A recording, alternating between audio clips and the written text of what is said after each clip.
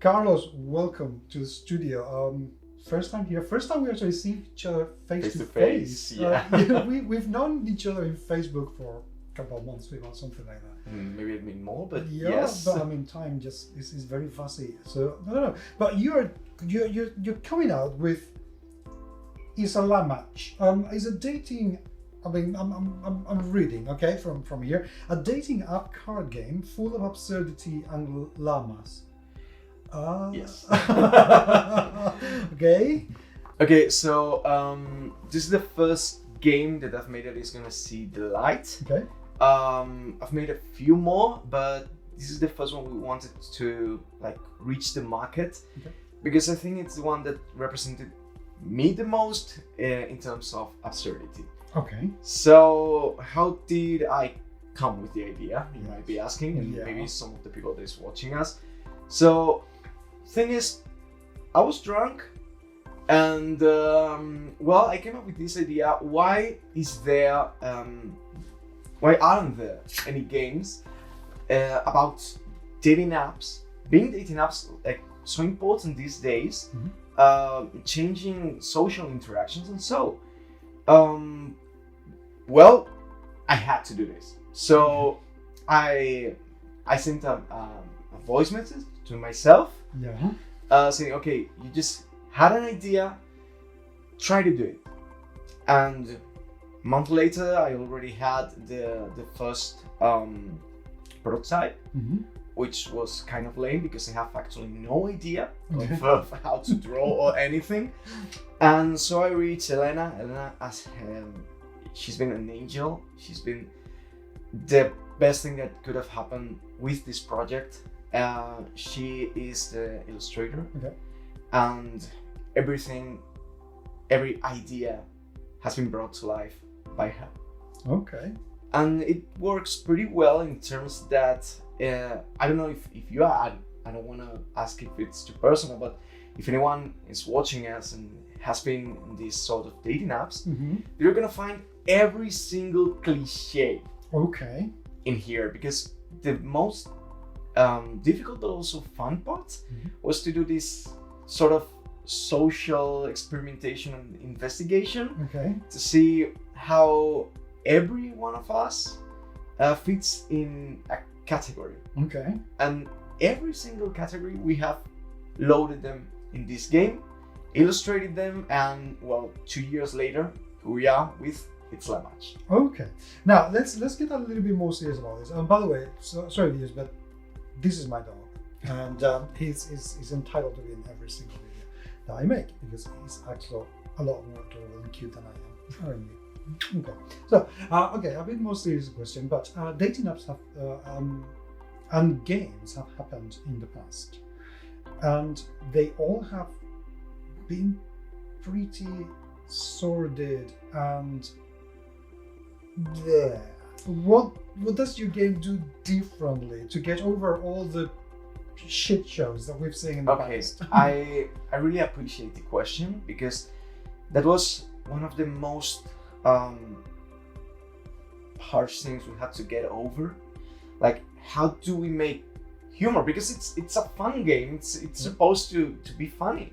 How do we reach that level without being gross and with a good taste?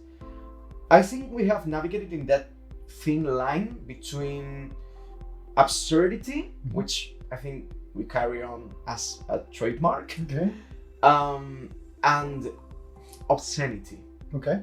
So of course this is a plus 18-year-old game because of the thematic, but I think in the end we reached that level where we wanted to show something that is real, but kind of as in a caricature, you know, kind of exaggerating, but not trying to make it out of our minds and maybe reach a point where we don't have the information. So what we had to do, of course, was a lot of investigation, but also to ask a lot of people. Because if you don't know about something, you have to do some research.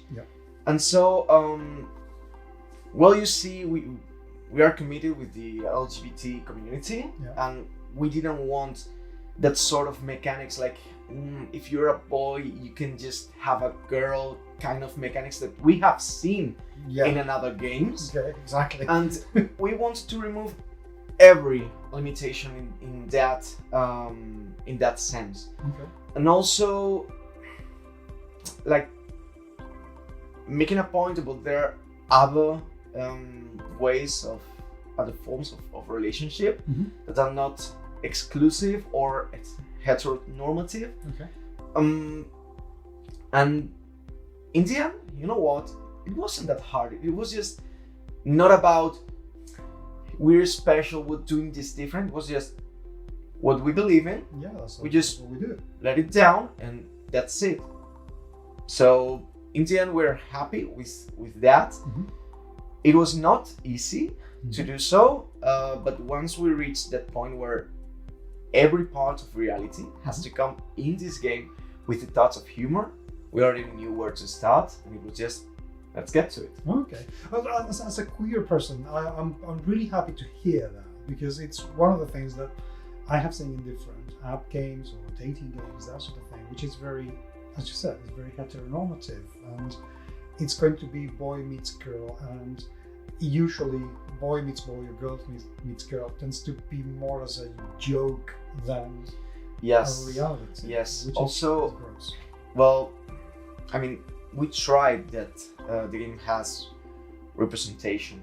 Right. So everyone, regardless their ethnicity or sexual identity or I don't know, any sort of condition, can relate at certain level. Okay. So also trans llamas are represented, and of course we don't assume like any gender. Of course there are similarities, but that was a whole point about why llamas. Well, because if you take into consideration some like cliches, right, they can be misleaded into thinking that is racism.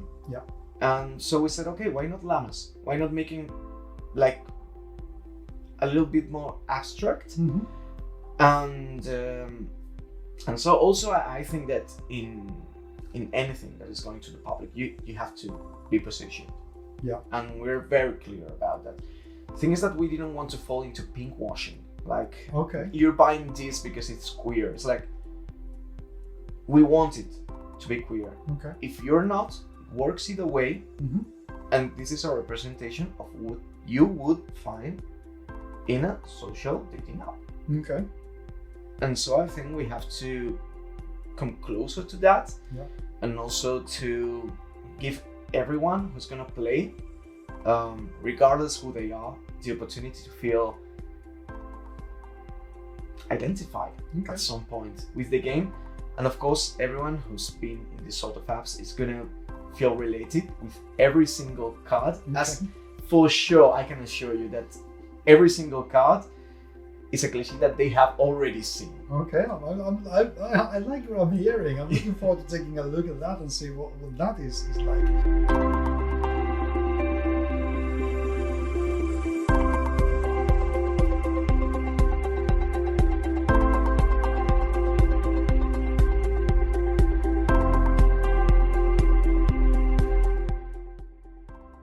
Okay, so let's go into the ins and outs of how the game came to be physically, because this is your first, as you said, this is the first game that sees the light of day that you have designed. What has been the process like to create a prototype? Because they look actually very professional. This is just a prototype, but that looks very impressive. Well, thank you for that. What has the road been like for you? Well, I mean, I have to thank at this point Elena, because she has been great.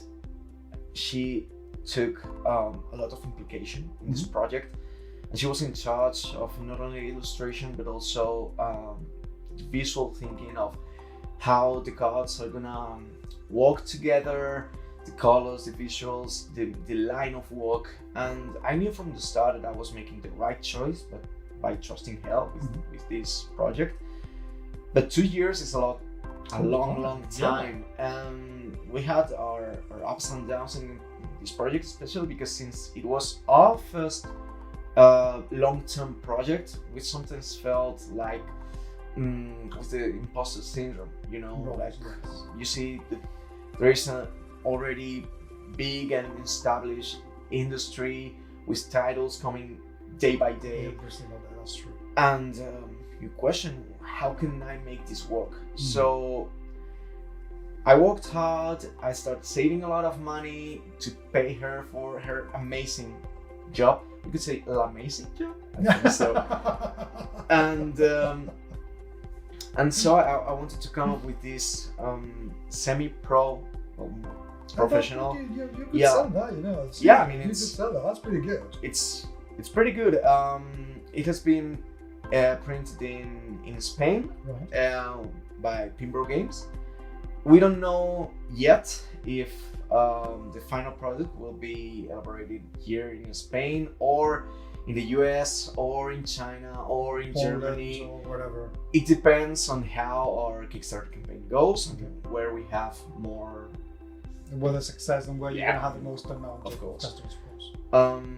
But I really appreciate that you say that it looks professional because we try that. We have seen that in the market there are lots of people trying to fulfill this dream of having a game on their own, but it's a quite harsh path. Yeah, it's not as easy as people think it is it? No, it's not. And of course we had to, you know, be honest with ourselves at some points of the development and say, okay, this doesn't work, and we have to rework it from scratch. And that delayed us actually for over 1 year. But in the end, we're happy with the product and we think it works. And that's what is important. It's not something only for us, it's for the people that's gonna play absolutely. I mean, as soon as you commercialize something like this, the game stops being yours. It's the people who play it. They're the ones who are going to decide if the game is worth it or not you. So I agree with that. When you say about commercializing it, we're talking actually, I mean, I was talking with quite a lot of people from the editorial world, and none of them wanted the game. And you might say this is kind of shocking because we're trying to kind of sell your game. Right. Why would nobody? Well, because two things. Because it's not a family game. Okay. Which is fair enough. Okay. Is it a family game? No. Okay. We don't want it. That's fine. It's not what you're looking for. Second of all, because of the thematic. Most people were kind of scared of a theme that is not. I mean, that the public for this game is not necessarily people who has been playing games for a long time. And I actually think that's a good thing because it's a good game to give to someone. I mean, as a present, and try to bring it, bring that person into our hobby. Right. But also some people from those editorials were not happy that it was a queer-friendly game, and that was surprising that at this point we're finding ourselves there. So I said, okay, look, I can change mechanics, I can change illustration, but I cannot change my values. So no, I have to say, the first time you mentioned this to me on Facebook, I thought, oh no, and then, right? Well, no, but as soon as I saw your profile and I saw that there was an element of queer friendliness to it, I thought, okay, let's give this a chance, because at least he's being honest about it. And what the hell, if I'm not gonna help somebody, doing something for my own community, come on, where are my own values? So I'm really very, very happy. I hope you like it. I hope you find it in a good taste. We have passed it through, people from the collective, so they can say, okay, I don't feel offended by this. At some point, some people said, use this word instead of this one because it's not an actual word that has been used until 2015 or whatever, and the vocabulary changed and so on.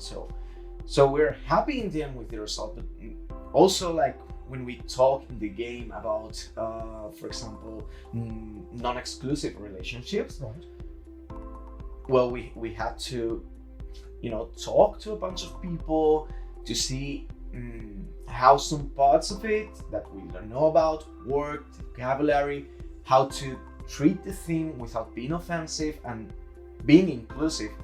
It's not the same not being offensive, exactly. than being inclusive. I am one for the offense. I don't care about the offense as much, but I want the inclusivity. And in the end, I think it works. Of course, there's gonna be people that are gonna be offended, but mostly not people from the collective. So, okay, we all feel different about things. We all think different, and the game states that there are 4 stats that define each of us or each llama. Okay. Being this, in a dating app, this being sexiness, romanticism, your values, and your popularity. Okay. Like, fair enough, right? Yeah. Each profile seeks for a different thing. Like, what do you value the most? And each llama in the game offers different values for each stat, so offers a different thing. So what they are saying is, regardless who you are or what you're looking for, there are people that are compatible with you. Okay. Not your perfect match, not your soulmate, but someone that is compatible for you. And we're gonna have to build onto these stats with bio and chat cards, just as you do on a dating app, right? You read their bios, you chat with them, and that can increase or decrease their points. Yeah. So that compatibility that you seek for can change. So apparently a llama that apparently doesn't suit you perfectly, in the end you talk and you read the bio and so turns out to be a pretty decent match, right? And the opposite way. I think we reached that level of commodity that we can talk about the game and feel proud of it. Yeah. Regardless, it might not be the best game ever, it might not be the most popular theme, but it doesn't need to be. It works for us, and we want to share it with people. And from February 14th, we will be able to do some on Kickstarter. I'm very much looking forward to that. Okay, we're going to be recording a fuller video about how the game plays, but what are the basic mechanisms of the game? How does it play? Very briefly. Okay, so just for everybody, it works just like a dating app. Okay. So first off, each player picks a profile card, and that card states what they are looking for. Like, what do you value the most in a llama? Is it its sexiness, romanticism, values, or coolness, right? So then each player is gonna have 4 cards face down of different llamatch. This is the people that you find in the app, right? And they're gonna start like pulling them up. At the start of their turn, they're gonna decide whether they say next because they don't like that profile to play, or and they're gonna play cards on that profile. Okay. So in your turn, you have like these 2 phases. First off, you decide whether you want to play or not with your current Llamatch. And next, you can play up to 2 cards. And instead of playing 1 card, you can discard them. That's mainly the thing. Okay. Now, this is where it gets a little twisted, because you can play cards under your Llamatch. So you start stacking those values and making all the math. But you can also troll your friends by playing those cards under the Llamatch. So there is this different roles in the game. Each one is looking for something different. What are you looking for? I don't know, but you pick this Llamatch, then you discarded this one, so I'm guessing the strong stat you're looking for is that one, so I'm gonna try to sabotage you. And so it's actually a really simple game, but the more times you play, the more strategic it gets. Okay. And when someone doesn't have, like, for example, if I discard one Llamatch, right, I have to take out the next one. That's just how apps work. You say next, one comes in, right? So when someone needs to take a new Llamatch, but they have already, they have no more Llamatch in the pile, that's when the game ends. So it's really easy to check with other players the rhythm of the game, take your risks, make your strategies, and for 3 players, I think 3 to 4 players, it optimizes. Okay. Up to 5 people can play, 2 to 5 people, but I think in terms of optimization, 3 to 4 players works best. And it's about 15 minutes. Okay. I'd say it's about 15 minutes, but the reality it's not. I mean, the playtest happened like an hour. You're gonna say, but the game is 15 minutes. I say, okay, yes, the game is 15 minutes, but interrupting the game and say, look at this card, this just happened to me the other day, is quite often a thing. Okay. So that sort of social interaction Okay. actually happens. It's not something we were looking for in the first place, but we've seen that it really happens. And also the time between your turn and your next turn is saved by saying that every single card is a joke itself. Okay. So I don't know, between my turn and the others, what do I have to do? You also have actions in the terms of other players. Right. But the main point is that you have something that is funny that you can be reading, right? Okay, I like that. Okay, I'm now looking forward to trying quite a lot.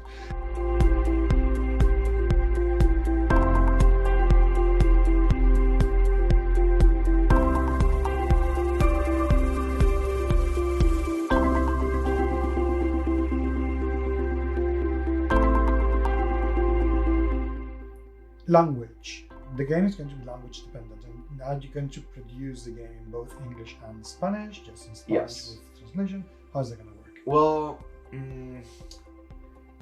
this was, I'm sorry, but quite a pain in the ass. Okay. It's gonna be, of course, in English and in Spanish. In Spanish, it's gonna be called La Llama del Amor. In English, it's Llamatch. So we keep on this like playing with words thing. Elena suggested if we ever launch it in French, it should be C'est l'amour. Okay. Okay, so to keep on just sort of work. And it's language dependent. What we're gonna find is that every single card has been translated, not as in a literal translation, Okay. because jokes don't work No, that's true. in literal translation, and this is the part that was a pain in the ass. So I think what people is gonna find right about this game is that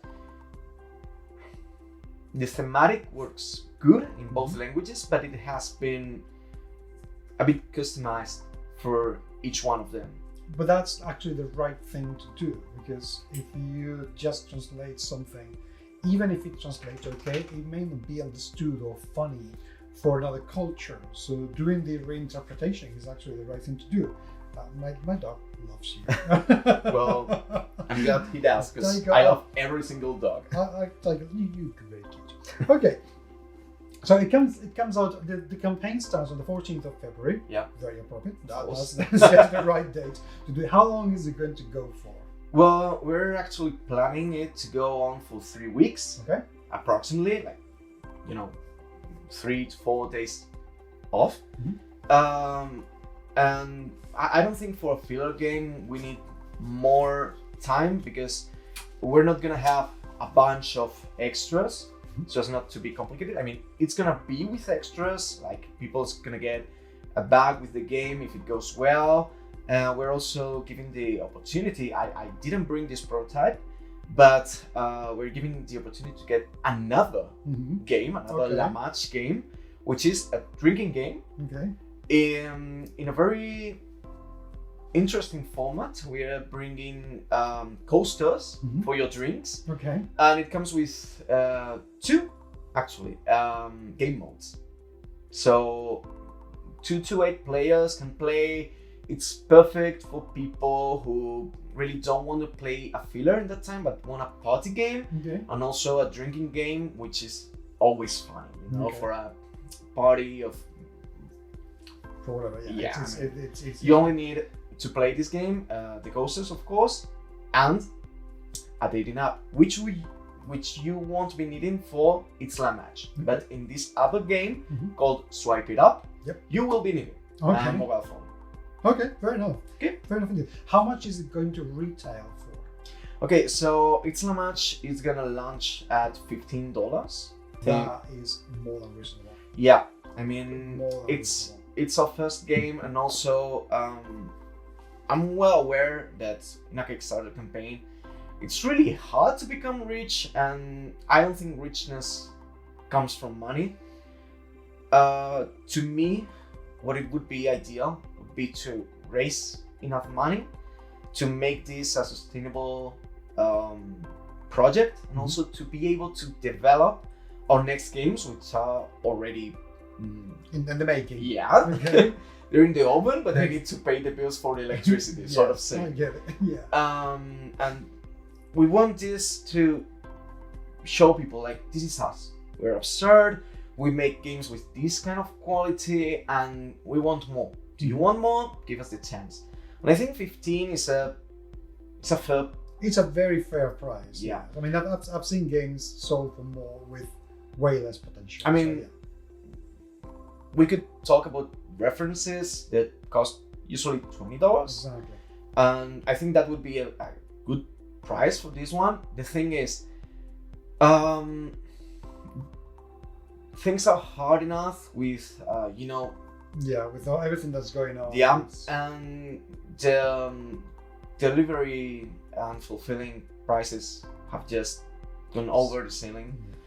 And I think what is fair is like, okay, let's put the price a bit down, because if our backers on Kickstarter have to pay for that price, at least let's give them more for less. Because it's not making a change for us, and well, I don't know, this might encourage more people to have a go at it, because they have less to lose if they decide that they don't like the game later on. That's it. So that makes perfect sense. Okay, to finish the interview, that's your camera over there. So very quickly, give the elevator pitch. Why should people buy the game? Okay, I just have to say, if you've ever been, or you don't say you have been, like a friend has been, but that's fair enough, on Tinder, on Bumble, or any other dating app, and you're kind of tired of seeing every time the same cliches and you like board games, this is a perfect game just to have a couple laughs with people that, regardless their gaming level, their gaming experience, you're for sure gonna have laughs with. And that's all I have to say. I think it should suffice and be more for people to actually want to have a go at it. And in case people who want to back this project for what it means to us, you already have another game, which is Swipe It Up, and that's a party game. I mean, who doesn't love party games? Yes, true. Carlos, best of luck with the campaign. Thank you very much, and thank you for having me here. Hey, anytime. I hope that when this has crowdfunded and succeeded, because it will, I'm quite sure that it shall, it would be great to have you back and see what's been the road for production like, because it would be interesting to hear. I would love so, and to maybe also let you know a bit more about future projects. Yes. Oh no, definitely. I mean, you've already mentioned that there are some coming, so yeah, those we're going to diarize those to make sure that we get enough time to do this in the future. But meanwhile, congratulations on your massive success, and best of luck. Thank you. Also, if I can just get 1 minute, when you say congratulations, it's not only to me, but for the whole team. I mean, to me, to Elena, of course, and to everybody who has been pushing us and believing in us, even at those harsh times when you stop believing in yourself. And to every people on Kickstarter that is supporting us, because we feel deep inside that they are believing in this project. Absolutely. Very well said. Are you happy with the interview? Did you enjoy them? Did you enjoy the spotlight? Good boy.